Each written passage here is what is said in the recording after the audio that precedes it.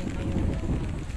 Kahit maulan, susundo tayo ng mga bata para makumpleto lang kanilang bakuna.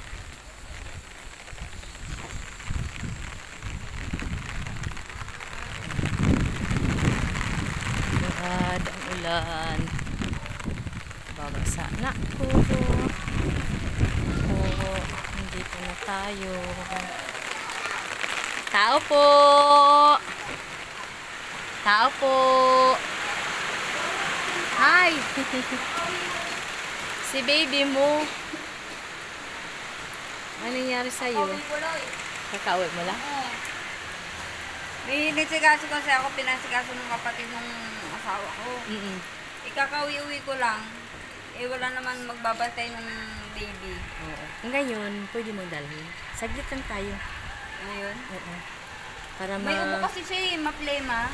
Ay, may ubo. Oo. Pina-check up mo na. Hindi pa. Pa-check up mo muna. Ano ba? Friday ngayon. Hindi, bukas Friday.